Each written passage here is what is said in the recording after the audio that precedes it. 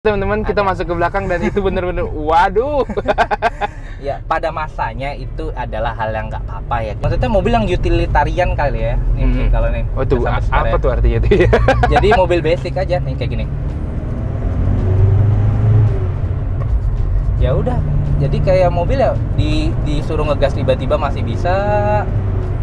Diajak ini masih enak. Ya udah, makanya kayaknya short SGX itu bukan short ya, tapi sport sih. Jadi ya sudah makin jamak lah ditemui. Jadi kalau mau dikasih oli ini, tapi ya harus make sure dulu mobilnya sehat. Ayo berdebat teman-teman di kolom komentar. Kira-kira pakai oli apa nih? Kalau kata anak muda nih daging semua nih isinya nih kawan-kawan.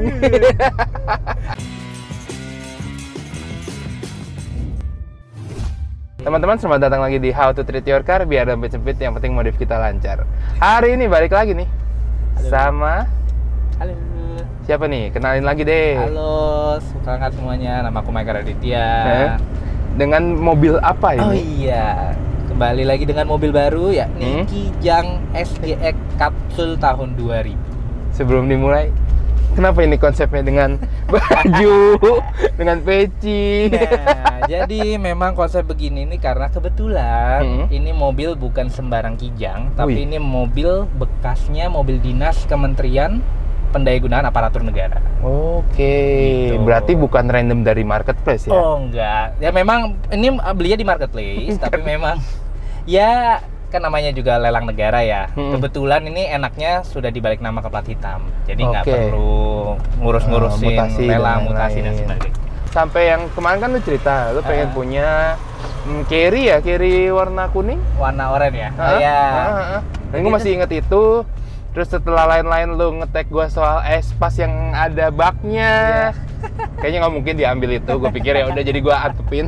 setelah itu banyak yang keren-keren. Kenapa akhirnya berhenti di sini, Om Mike? Ya, jadi memang setahun ini kan pakainya Altis ya, sedan Altis. Bukan bilang Altis jelek, nggak. Altis tuh menurutku lebih reasonable daripada milih Vios kalau nyari space ya. Mesin, bensin, oke lah 11-12. Maksudnya masih oke lah bensinnya. Cuma memang kekurangannya adalah ya di ground clearance sih gitu. Dan umur kaki-kaki, karena memang kadang tuh perjalanannya saya sendiri itu ke jalan yang memang agak banyak yang jelek gitu. Kenapa harus trim yang ini? Oke, jadi kenapa mesti SGX instead of yang lain? Satu, dia harus injeksi. Jadi tahun 2000 itu dimulainya Kijang Kapsul injeksi. Nah, itu tipe yang tersedia untuk mesin injeksi itu hanya mulai dari tipe Super, Grand sampai Krista. Itu yang ada injeksinya. Sementara tipe SX dan LX yang biasanya dulu disebutnya standar itu nggak ada injeksi. Jadi mereka hanya pilihannya hanya karbu. Gitu. Jadi mau nggak mau ya, bahkan sampai di akhir tahun 2004 pun juga masih mesinnya karbu.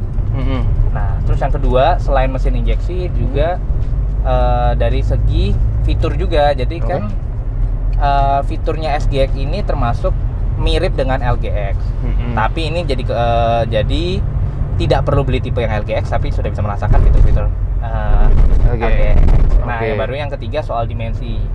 Dimensi itu yang paling menurut saya pribadi yang paling lincah itu kan di tipe yang short instead of long ya. Maksudnya kalau sepanjang kita cuma butuh 5 orang ya. Tapi berarti cadangan aja ya? Betul, jadi dua itu emang bener-bener ya tahta terendah gitu loh. Kan tadi Mas lihat sendiri kan ya posisinya. Ada footage teman-teman, kita masuk ke belakang dan itu bener-bener waduh.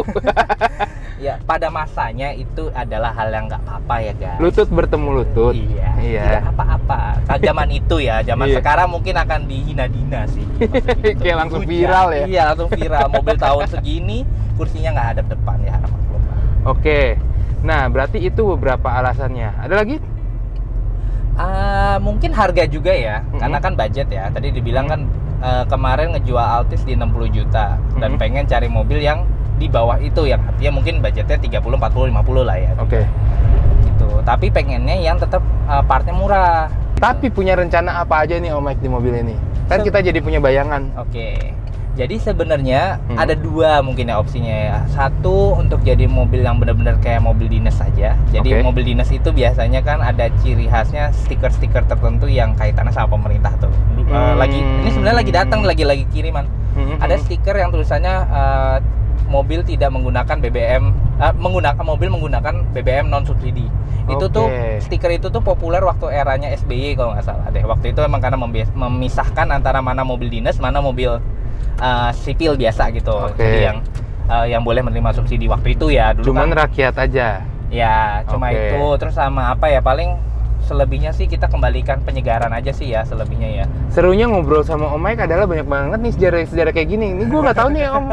Dulu tuh ada yang kayak gitu ya? Ada Om. Nanti mungkin aku masih lihat referensi juga ya. Pasti aku juga tag-tagin Om. Aku minta foto ininya ya. Boleh. Nanti aku cariin dulu ya. Oh, jadi dulu tuh gitu ya. Jadi cuman mobil-mobil yang non pemerintah yang boleh subsidi. Iya, jadi memang dulu kan ya sebagai penegasan aja sih bahwasannya ya kalau mobil pemerintah itu jangan pakai BBM subsidi karena kan subsidi untuk rakyat. Niatnya bagus kok, keren. Tapi memang ya itu yang jadi bikin susah nyarinya kayak apa sih? Karena mobil dinas itu yang di Indonesia tuh nggak keciri gitu ya. Maksudnya mesti pakai livery apa gitu nggak ada. Mereka tuh biasa mobil biasa aja, tapi mungkin ya tadi itu ada ya stiker instansi lah atau apa gitu.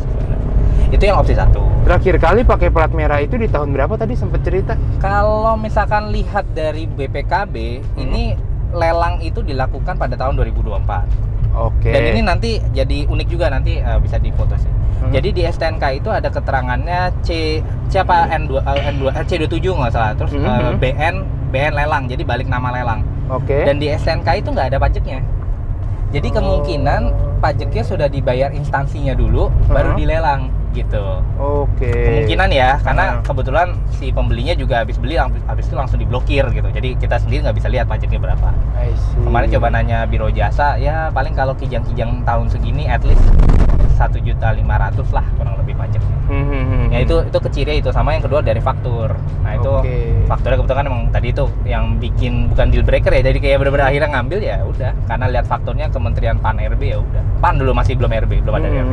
Berarti akhirnya berhenti di sini. Apakah masih ada pencarian lainnya Om Mike? Belum tahu ya, karena biasanya gini guys. Soalnya ultimate-nya apa gitu, maksudnya ketika punya kendaraan tuh ultimate-nya apa, apakah makin mahal, tipe terendah, tipe tertinggi segala macam. Ultimate-nya ya saya sendiri mobil-mobil ex pemerintah. Kayak dulu motor itu Astrea tuh instead of Astrea yang merah marun, DKK milih yang orange, X-nya kantor pos. Nah ini dapat mobil lagi X-nya pemerintah dan udah balik nama ya, jadi enaknya udah nggak mikirin soal pajak BKK, tetap ya udah balik nama, udah plat hitam lah gitu.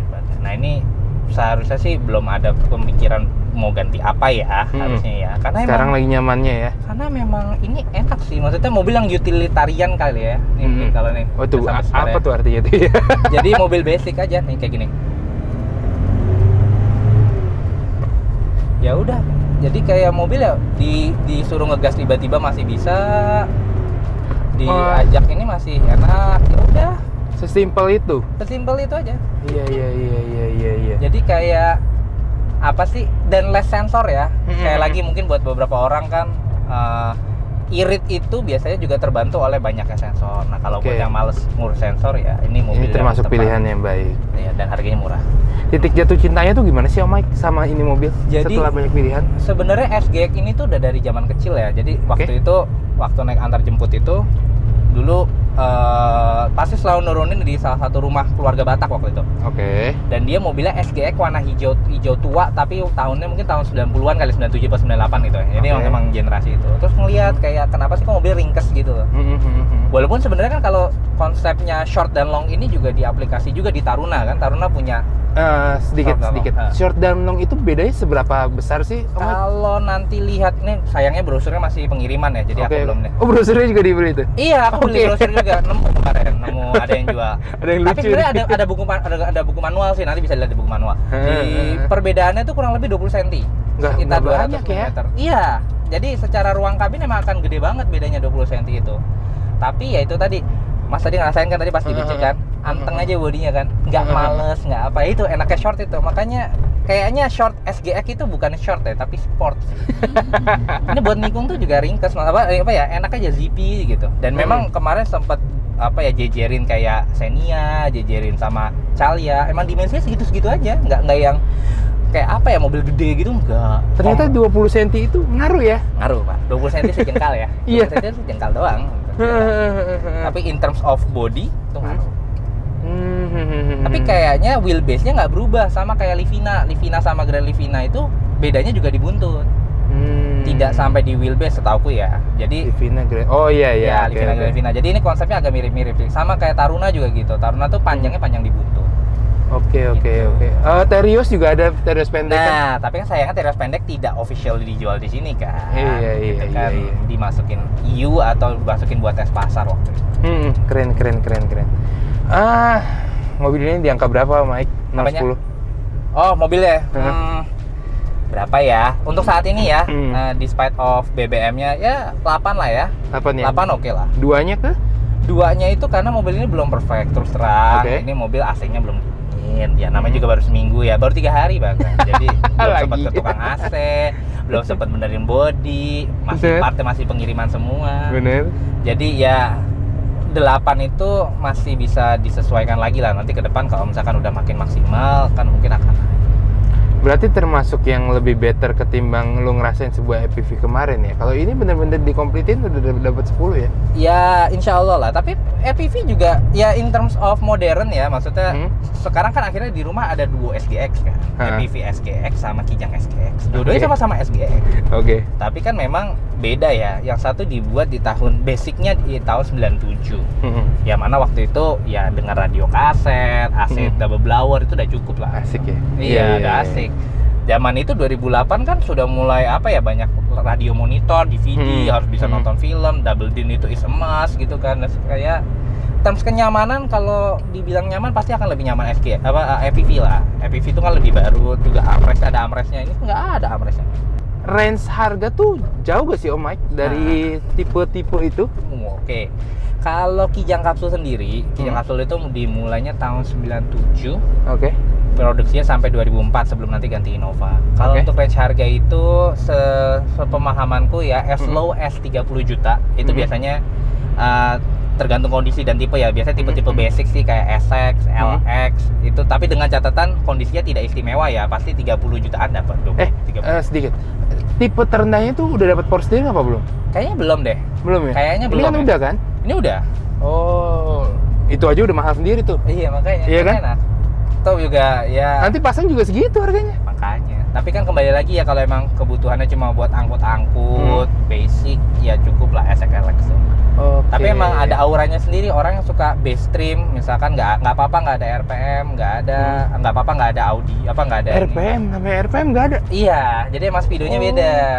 Jadi ada bahkan ditulis di buku pedomannya pembedanya setiap tipe apa. Dan memang yang serunya dari pedoman-pedoman zaman dulu itu sampai ke tipe radio itu semua ada, Alpine, Panasonic, DKK. Jadi kayak bener-bener satu buku pedoman pemilik itu sampai sedetail itu gitu, bahkan sampai setting-setting ininya. Dan memang yang masih agak bingung tuh adalah olinya sih. Berapa bengkel tuh ngomongnya suruh pakainya oli Prima XP aja.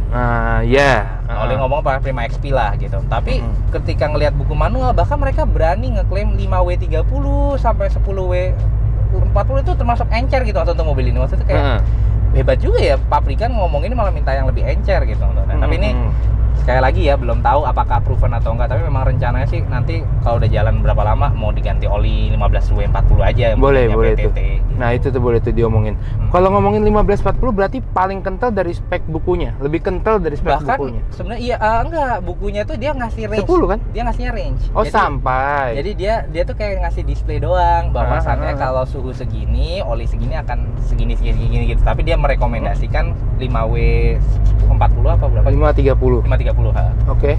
Nah, itu. Tapi nanti better sih nanti kalau ini ya lihat pedoman. Ya coba teman-teman deh, mungkin ada yang melihara mobil Kijang ini, umurnya sama, kira-kira teman-teman pada pakai apa nih? Iya, betul. Terus di kolom komentar biar Om Mike bisa baca dan jadi rekomendasi Om Mike ya. Betul, tepat sekali. Keren. Tapi ya, di tahun ini orang sih pada pakai kental-kental ya. Mereka mikir kalau misalnya oli itu agar tidak menguap gitu, apa selalu yang dipikirin kayak gitu ya. Tapi nggak tahu sih, kalau aku sih masih pertahanin 10. Nggak tahu itu berlebihan apa enggak ya, tapi aku masih pakai 10W. Sebenarnya kalau encer nggak encer itu sebenarnya tergantung kesehatan mesin juga. Iya, kalau kan? memang sudah mulai besar keausannya, better memang dikentalin. Itu emang sudah SOP lah ya, maksudnya ya. Itu udah wajar. Cuma memang pada masa itu kan juga oli encer kan mahal ya. Jadi kan rasionalnya mungkin 20W 50 dan memang yang waktu itu belum banyak, maksudnya belum terdistribusi dengan baik lah oli encer. Beda sama sekarang. Sekarang Avanza aja butuhnya sampai olinya OW. Avanza loh sekelas mobil kerja. Lebih encer lagi. Iya, lebih encer lagi. Jadi ya sudah makin jamak lah ditemui. Jadi kalau memang mau dikasih oli ini, tapi ya harus make sure dulu mobilnya sehat. Ayo berdebat teman-teman di kolom komentar, kira-kira pakai oli apa nih? Tapi emang kalau dalam batin sih pengennya ya cuma satu sih, PTT aja, PTT diesel. Balik lagi kayak mobil-mobil yang lain. Mobil yang lain kan semua olinya oli diesel semua. Jadi ini harusnya mobil oli diesel sih. Pasti akan nyobain. Penasaran. Ntar infonya kasih tahu ya. Setelah pakai gimana gitu. Pasti kan ada tuh perbedaan. Entahkah dari bensinnya, entahkah dari performanya. Oke, luar berarti full tidak ada ubahan ya. Ngomongin lampunya dikit dong Om Mike. Lampunya kenapa bisa terang banget ya? Ini bekas dibersihin atau memang rawatan atau gimana? Ya kayaknya aku tuh sekelebat pernah lihat, maksudnya waktu search SGX ini dia kayak mungkin tuh postingan iklan yang pemilik sebelumnya gitu. Itu emang lampunya kusem, ya mungkin dipoles lah ya kalau lampu. Untungnya masih ketolong gitu, masih bisa dari kuning sampai seputih gitu. Ya kuningnya memang bukan kuning yang kuning blutek banget, enggak, kuning yang blutek biasa aja blutek aja. Tapi juga part lampunya murah by the way. Maksudnya nggak mahal-mahal banget untuk Kijang ini. Karena emang banyak KW-nya ada, OM-nya ada, masih oke lah. Depo-depoan ya? Iya, depo-depoan sama yang itu, yang cedok-cedokan. Karena kan kalau Kijang ini enaknya ada yang seri cedok-cedokan tuh. Nah, punya rencana nggak tuh kayak gitu? Cedok itu masalahnya nanti di kabel sen. Dia kalau di spek pabriknya, kabelnya untuk lampu cedok itu dia nanti untuk yang sennya ada dua harusnya, ada lampu senja sama lampu sennya sendiri. Beda sama kalau yang seri SSX atau SGX yang ke atas lah, itu lampunya cuma satu jalur kabel, jadi mau nggak mau kita harus mecah jalur kabel. Itu satu. Dua, lampu cedok itu biasanya pakai seal beam ya kalau aku nggak salah. Nah ini seal beam ini kalau memang kita nyarinya cuma ori-orian aja, maksudnya lampu halogen nggak apa-apa, lampunya kayak kayak ayam gitu, ya cuma lampu sinar ayam gitu, nggak apa-apa, nggak apa-apa, beli yang cedok asli. Iya. Lampu ayam. Kalau nggak apa-apa gitu. Tapi kalau misalkan gatel pengen ganti yang lampunya lebih terang, nggak bisa pakai seal beam karena dia kan kacanya bergaris. Pasti nanti pendaran cahayanya buyar gitu. Yang ada nggak kepake tuh lampu-lampu mahal tuh. Toh juga maaf ya, mungkin kan di beberapa modifikator yang pakai lampu cedok, begitu mau memilih lampunya dia pasti jarang banget pakai seal beam. Pakainya langsung lampu LED yang mungkin sesuai dimensi, entah kotak entah apa, mau apa sih alirannya tuh lupa merek-mereknya Daymaker atau apa. Dulu awal-awal kan Daymaker tuh yang bulat. IPF. Ya IPF juga bisa. Nah, itu tinggal tergantung. Jadi langsung jamnya langsung LED, nggak usah beli seal beamnya. Jadi benar cuma beli rumahnya aja. Banyak banget ilmunya di video kali ini teman-teman. Daging semua ya. Kalau kata anak muda nih daging semua nih isinya nih kawan-kawan.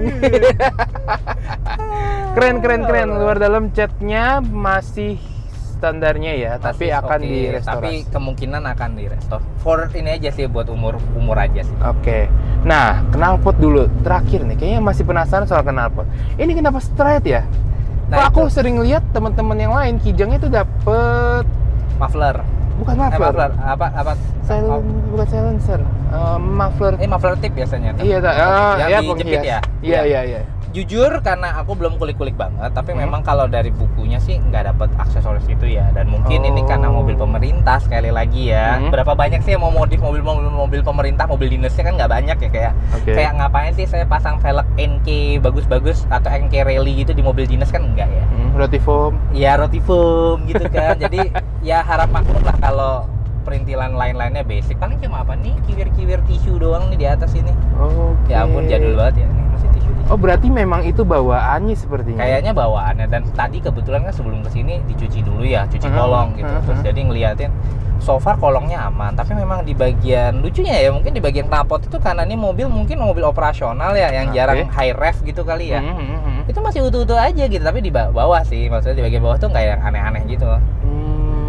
Mobil juga Dapat mobil rawatan dong ya. Enak Kebetulan dapat mobil dinas rawatan karena tidak semua mobil dinas itu terawat ya guys. Nah itu yang paling penting itu. Jadi yang susah. Kadang tuh meskipun harganya menggiurkan. Harga menggiurkan. Sangat menggiurkan. Tapi memang harus diakui mobil dinas itu tidak semuanya dirawat. Jadi kadang-kadang kita beli murah, tapi jatuhnya ketika nge-build jadi mahal. Jadi memang tidak semua kementerian ya, tapi ada yang kementerian kebetulan ini mungkin di kementeriannya cukup terawat waktu itu. Karena emang bahkan aku mikir ini kilometernya terlalu rendah sih sebenarnya. Terlalu tinggi sih untuk kondisinya. 300. Biasanya orang ngeluh karena kilometernya terlalu rendah. Ini malah ngeluhnya kilometer terlalu tinggi karena untuk 331.000 dan ongoing ini masih kayak begini bodinya. Mungkin orangnya yang rapi, nggak garuk-garuk. Mungkin. Setir digaruk. Betul. Kalau ini kan emang ya namanya juga dulu setir vinil ya. Setir apa sih? Ya beginilah, busa basic begini. Emang kalau enak sih kayak EPV ya. EPV itu dia setir barunya masih dijual 700-an ribu something gitu. Tinggal ganti. Kalau Toyota kan enggak ya. Nih masih nyari barunya pasti udah digoreng-goreng lah ya. Apalagi yang kapsul kan suka jadi modifan ya. Apalagi lagi Aris juga main. Iya. Udah sekali ada YouTuber gede main udah tuh susah tuh. Tapi ya kebetulan mohon maaf Bapak Arif Muhammad, saya pakai yang short aja ya, nggak kuat beli LGX sama Matic, nggak kuat ngebensininnya gitu. Keren. Luar udah semua, dalam tidak ada yang diubah, tapi ada beberapa rencana soal si audionya ya. Nah ini audio juga nanti ini kan masih bawaan ya Alpine. Ini kemarin aku udah discuss sama Om Wirawan si Frere Otomotif di Bogor. Oh aku tahu itu. Ya, nah itu kan aku tanya Om, Alpine-nya tipe ini bisa injek nggak buat Bluetooth? Oh bisa gitu ya udah. Nanti jadi kayak pengen nggak tahu ya bawaannya kalau mobil ini dengan kondisi kayak gini pengennya tuh kelihatan standar aja gitu. Karena emang untungnya interior masih itu, dan jangan lupa ini mobil kan nggak ada soft touch ya.